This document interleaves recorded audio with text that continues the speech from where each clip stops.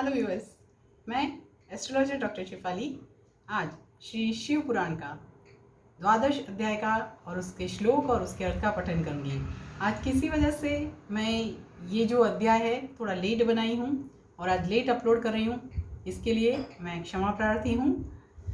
कुछ अर्जेंट काम की वजह से अभी ऑन द स्पॉट बना के अपलोड कर रही हूँ। चलिए श्लोक पठन, अर्थ पठन और उससे पहले जैसे मैं समग्र शिव परिवार को नमन करती हूँ। ओम शिवक्रतुंड महाकाय सूर्यकोटि समप्रभ निर्विघ्नं कुरु मे देव सर्वकार्येषु सर्वदा। ओम शिवविनायक प्रसन्नोस्तु। ओम गणगणपतये नमः। ओम शिव मामेश्वराभ्यां नमः। जय पार्वती माता, जय कार्तिकेय स्वामी। ओम नमः शिवाय। ओम नमः शिवाय। ओम नमः शिवाय। अथ द्वादशोऽध्यायः मोक्षदायक पुण्यक्षेत्रों का वर्णन। जैसे मैंने कल बताया था आपको कि आगे का श्लोक में क्या आएगा और आगे के अध्याय में क्या आएगा, तो वही मोक्षदायक पुण्यक्षेत्रों का वर्णन, काल विशेष में विभिन्न नदियों के जल में स्नान के उत्तम फल का निर्देश तथा तीर्थों में पाप से बचे रहने की चेतावनी। कंटिन्यूअस जो है श्लोक पठन करूंगी और बाद में ही अर्थ पठन कर रही हूँ।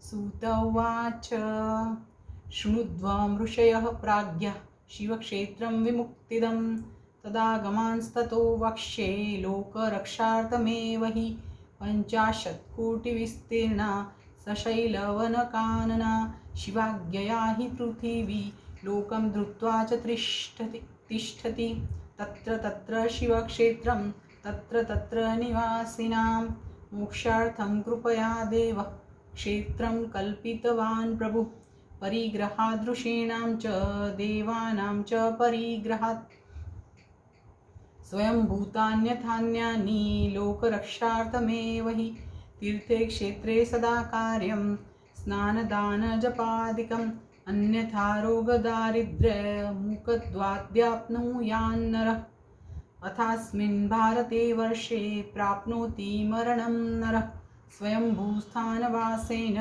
पुनः मानुष्यमाप्नुयात्। जितने श्लोक का पठन किया है उतने ही अर्थ का पठन करके आगे दूसरे श्लोक का पठन कर रही हूँ। थोड़ा जल्दी पठन कर रही हूँ कि श्लोक जो है ज़्यादा है। सुत जी बोले, हे बुद्धिमान महर्षियों, मोक्षदायक शिव क्षेत्रों का वर्णन सुनिए। तत्पश्चात मैं लोक रक्षा के लिए शिव संबंधी आगमों का वर्णन करूंगा। पर्वत, वन और काननों सहित इस पृथ्वी का विस्तार 50 करोड़ योजन है। एक तब की बात है, पृथ्वी का विस्तार 50 करोड़ योजन है। भगवान शिव की आज्ञा से पृथ्वी संपूर्ण जगत को धारण करके स्थित है। भगवान शिव ने भूतल पर विभिन्न स्थानों में वहां के निवासियों को कृपापूर्वक मोक्ष देने के लिए शिव क्षेत्र का निर्माण किया है। कुछ क्षेत्र ऐसे हैं जिन्हें देवताओं तथा ऋषियों ने अपना वास स्थान बनाकर अनुग्रहित किया है, इसीलिए उनमें तीर्थत्व प्रकट हो गया है। तथा अन्य बहुत से तीर्थ क्षेत्र ऐसे हैं जो लोगों की जो 3 लोक हैं उसमें लोकों की रक्षा के लिए स्वयं प्रादुर्भूत हुए हैं। तीर्थ और क्षेत्र में जाने पर मनुष्य को सदा स्नान, दान और जप आदि करना चाहिए, अन्यथा वह रोग, दरिद्रता तथा मुक्ता आदि दोषों का भागी होता है। जो मनुष्य इस भारतवर्ष के भीतर स्वयं तीर्थों में वास करके मरता है उसे पुनः मनुष्य योनि ही प्राप्त होती है। यहाँ पे जो आगे का श्लोक है उसका पठन मैं बाद में करी हूँ, क्योंकि यहाँ पे अर्थ पठन है साथ में ही। हे ब्राह्मणों, पुण्य क्षेत्र में पाप कर्म किया जाए तो वह और भी दृढ़ हो जाता है, अतः पुण्य क्षेत्र में निवास करते समय थोड़ा सा भी पाप नहीं करें। किसी भी उपाय से मनुष्य को पुण्य क्षेत्र में वास करना चाहिए। अभी पूरे सब श्लोक का पठन करूंगी।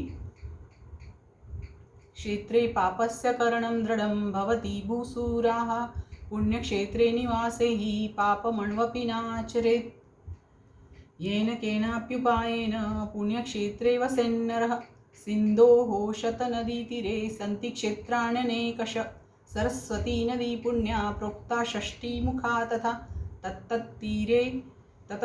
तत्तत्तीरे वसेत् प्राज्ञः क्रमात् ब्रह्मपदं लभेत् हिमवद्गिरिजा गंगा पुण्या शतमुखा नदी तत्तीरे चैव काश्यादि पुण्यक्षेत्राण्यनेकशः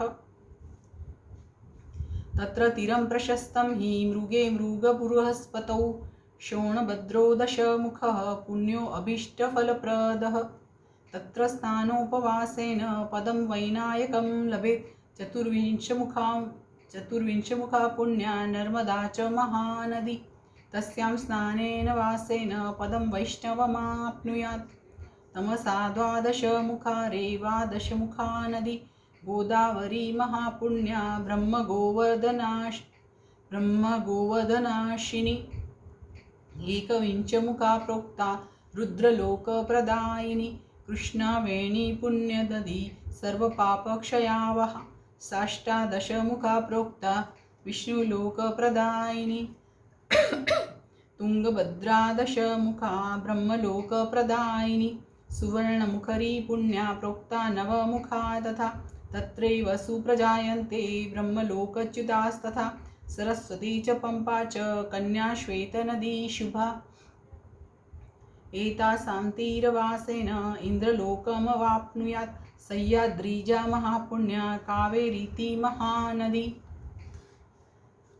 आगे अर्थ पठन। सिंधु और गंगा नदी के तट पर बहुत से पुण्य क्षेत्र हैं। सरस्वती नदी परम पवित्र और 60 मुख वाली कही गई है, अर्थात उसकी 60 धाराएं 60। जो विद्वान पुरुष सरस्वती की उन धाराओं के तट पर निवास करता है वह क्रमशः ब्रह्मपद को पा लेता है। हिमालय पर्वत से निकली हुई पुण्य सलीला गंगा 100 मुख वाली नदी है।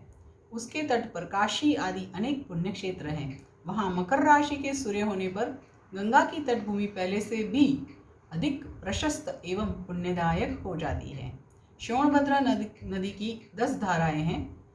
वह बृहस्पति के मकर राशि में आने पर अत्यंत पवित्र तथा अभिष्ट फल देने वाला हो जाता है।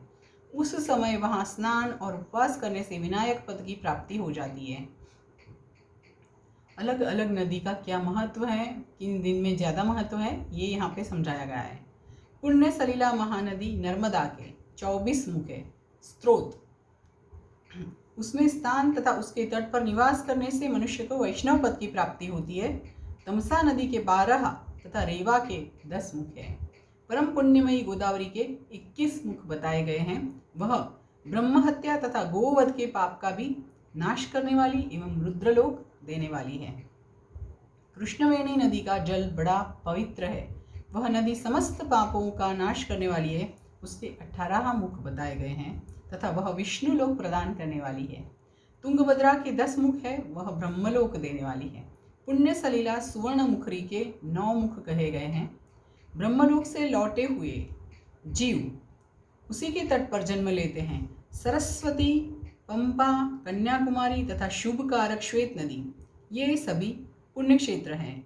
इनके तट पर निवास करने से इंद्रलोक की प्राप्ति होती है। सह्य पर्वत से निकली हुई महानदी कावेरी परम पुण्यमयी है। उसके 27 मुख बताए गए हैं। आगे के श्लोक का पठन कर रही हूँ। सप्तविंशमुखा प्रोक्ता सर्वाभीष्टप्रदायिनी तत्तिराः स्वर्गदाश्चैव ब्रह्म विष्णुपदप्रदाः शिवलोकप्रदाः शैवास्तथाभीष्टफलप्रदाः नैमिषे वदरे स्नायान्मेषगे च गुरौरवौ ब्रह्मलोकपदं विद्यात् तत्तः पूजादिकं तथा सिन्धुनद्यां तथा स्नानं सिंहे कर्कटगे रवौ केदारोदकपानं च स्नानं च ज्ञानदं विदुः गोदावर्यां सिंहमास्ते स्नायात् सिंह बृहस्पतौ शिवलोकप्रदमिति शिवेनोक्तं तथा पुरा यमुनाशोणयोः स्नायात् गुरौ कन्यागतेरवौ धर्मलोके दन्तिलोके महाभोगप्रदं विदुः कावेर्याश्च तथा स्नायात् तुलागेतुरवौ गुरौ विष्णोः वचनमाहात्म्यात् सर्वाभीष्टप्रदं विदुः वृश्चिके मासि सम्प्राप्ते तथार्के गुरुवृश्चिके नर्मदायां नदी स्नानाद् विष्णुलोकमवाप्नुयात् सुवर्णमुखरी स्नानं चापगे च गुरौ रवौ शिवलोकप्रदमिति ब्रह्मणो वचनं यथा मृगमासी तथा स्नायाज्जाह्नव्यां मृगगे गुरौ शिवलोकप्रदमिति ब्रह्मणो वचनं यथा ब्रह्मविष्णवोः पदे भुक्त्वा तदन्ते ज्ञानमाप्नुयात्। यह संपूर्ण अभिष्ट वस्तुओं को देने वाली है, उसके तट स्वर्गलोक की प्राप्ति कराने वाले तथा ब्रह्मा और विष्णु का पद देने वाले। कावेरी के जो तट शैव क्षेत्र के अंतर्गत है वे अभिष्ट फल देने के साथ ही शिवलोक प्रदान करने वाले भी है। नैमिषारण्य तथा बद्रिकाश्रम में सूर्य और बृहस्पति के मेष राशि में आने पर यदि स्नान करें तो उस समय वहाँ किए हुए स्नान पूजन आदि को ब्रह्मलोक की प्राप्ति कराने वाला जानना चाहिए। सिंह और कर्क राशि में सूर्य की संक्रांति होने पर सिंधु नदी में किया हुआ स्नान तथा केदार तीर्थ के जल का पान एवं स्नान ज्ञानदायक माना गया है। जब बृहस्पति सिंह राशि में स्थित हो उस समय सिंह की संक्रांति से युक्त भाद्रपद मास में यदि गोदावरी के जल में स्नान किया जाए तो वह शिवलोक की प्राप्ति कराने वाला होता है। ऐसा पूर्व काल में स्वयं भगवान शिव ने कहा था। जब सूर्य और बृहस्पति कन्या राशि में स्थित हो तब यमुना और सोनभद्र में स्नान करें। वह स्नान धर्मराज तथा गणेश जी के लोक में महान भोग प्रदान करने वाला होता है। यह महर्षियों की मान्यता है। जब सूर्य और बृहस्पति तुला राशि में स्थित हो उस समय कावेरी नदी में स्नान करें। वह स्नान भगवान विष्णु के वचन की महिमा से संपूर्ण अभिष्ट वस्तुओं को देने वाला माना गया है। जब सूर्य और बृहस्पति वृश्चिक राशि पर आ जाएं तब मार्गशीर्ष के महीने में नर्मदा में स्नान करने से विष्णुलोक की प्राप्ति होती है। सूर्य और बृहस्पति के धनु राशि में स्थित होने पर सुवर्णमुखरी नदी में किया हुआ स्नान शिवलोक प्रदान करने वाला होता है। यह ब्रह्मा जी का वचन है। जब सूर्य और बृहस्पति मकर राशि में स्थित हो उस समय माघ मास में गंगा जी के जल में स्नान करना चाहिए। ब्रह्मा जी का कथन है कि वह स्नान शिवलोक की प्राप्ति कराने वाला होता है। शिवलोक के पश्चात ब्रह्मा और विष्णु के स्थानों में सुख भोग कर अंत में मनुष्य को ज्ञान की प्राप्ति हो जाती है। आगे के श्लोक का पठन कर रही हूँ। गंगायां माघ मासे तु तथा कुंभगते रवौ श्राद्धं वा पिंडदानं वा तिलोदकमथापि वा वंशद्वय पितॄणां च कुलकोटयुद्धरं विदुः कृष्णावेण्यां प्रशंसन्ति मिनगे च गुरौ तत्तीर्थे च तन्मासी स्नानमिन्द्रपदप्रदं गंगां वा सहजां वापि समाश्रित्य वसेद् बुधः तत्कालकृतपापस्य क्षयो भवति निश्चितं रुद्रलोकप्रदान्येव सन्ति क्षेत्राण्यनेकशः ताम्रपर्णी वेगवती ब्रह्मलोकफलप्रदे तयोस्थिरे हि सन्त्येव क्षेत्राणि स्वर्गदानि च सन्ति क्षेत्राणि तन्मध्ये पुण्यदानि च भूरिशः तत्र तत्र वसन् प्राज्ञस्तादृशं च फलं लभेत् सदाचारेण सद्वृत्त्या सदा भावनयापि च वसेद्दयालुः प्राज्ञो वै नान्यथा तत्फलं लभेत् पुण्यक्षेत्रे कृतं पुण्यं बहुधा रुद्धिर्मृच्छति पुण्यक्षेत्रे कृतं पापं महदण्वपि जायते तत्कालं जीवनार्थश्चेत् पुण्येन क्षयमेष्यति पुण्यमेश्वर्यदं प्राहुः कायिकं वाचिकं तथा मानसं च तथा पापं तादृशं नाशयेत् द्विजः मानसं वज्रलेपं तु कल्पकल्पानुगं तथा ध्यानादेवे हि तन्नश्येन्नान्यथा नाशमृच्छति वाचिकां जपजालेन कायिकं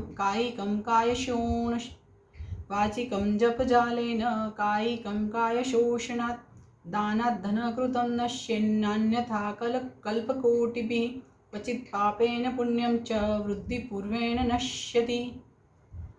जो श्लोक का पठन किया है उसके अर्थ का पठन कर रही हूँ। माघ मास में तथा सूर्य के कुंभ राशि में स्थित होने पर फाल्गुन मास में गंगा जी के तट पर किया हुआ श्राद्ध पिंडदान अथवा तिलोकदान पिता और नाना दोनों कुलों के पितरों की अनेक पीढ़ियों का उद्धार करने वाला माना गया है। सूर्य और बृहस्पति जब मीन राशि में स्थित हो तब कृष्णवेणी नदी में किए गए स्नान की ऋषियों ने प्रशंसा की है। उन उन महीनों में पूर्वोक्त तीर्थों में किया हुआ स्नान इंद्रपद की प्राप्ति कराने वाला होता है। विद्वान पुरुष गंगा अथवा कावेरी नदी का आश्रय लेकर तीर्थवास करे। ऐसा करने से उस समय किए हुए पाप का निश्चय ही नाश हो जाता है। रुद्रलोक प्रदान करने वाले बहुत से क्षेत्र हैं। ताम्रपर्णी और वेगवती ये दोनों नदियां ब्रह्मलोक की प्राप्ति रूप फल देने वाली है। उन दोनों के तट पर अनेक स्वर्गदायक क्षेत्र हैं। उन दोनों के मध्य में बहुत से पुण्यपद क्षेत्र हैं। वहाँ निवास करने वाला विद्वान पुरुष वैसे फल का भागी होता है।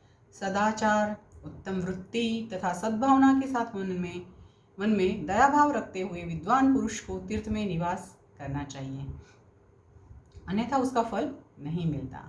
जैसी भावना रखते हैं वैसा ही फल मिलता है। पुण्य क्षेत्र में किया हुआ थोड़ा सा पुण्य भी अनेक प्रकार से वृद्धि को प्राप्त होता है। अगर पुण्य क्षेत्र में कुछ पुण्य करते हैं तो उसकी वृद्धि ज़्यादा होती है, मतलब उसका फल बहुत ज़्यादा मिलता है। तथा वहाँ किया हुआ छोटा सा पाप भी महान हो जाता है। मतलब वहाँ किया हुआ छोटा पाप जो होता है वो बहुत पाप का फल मिलता है। मतलब छोटा सा पाप और ज़्यादा पाप में कन्वर्ट हो जाता है और उसका फल भुगतना पड़ता है। जबकि छोटा सा पुण्य और उसका बहुत गुना पुण्य होके अपने को आशीर्वाद मिलता है। यदि पुण्य क्षेत्र में रहकर ही जीवन बिताने का निश्चय हो तो उसे पुण्य संकल्प से उसका पहले का सारा पाप तत्काल नष्ट हो जाएगा, क्योंकि पुण्य को ऐश्वर्यदायक कहा गया है। ये ब्राह्मणों, तीर्थवास जनित पुण्य कायिक, वाचिक और मानसिक सारे पापों का नाश कर देता है। तीर्थ में किया हुआ मानसिक पाप वज्रलेप हो जाता है, वह कई कल्पों तक पीछा नहीं छोड़ता है। वैसा पाप केवल ध्यान से ही नष्ट होता है, अन्यथा नष्ट नहीं होता। वाचिक पाप जप से तथा कायिक पाप शरीर को सुखाने जैसे कठोर तप से नष्ट होता है।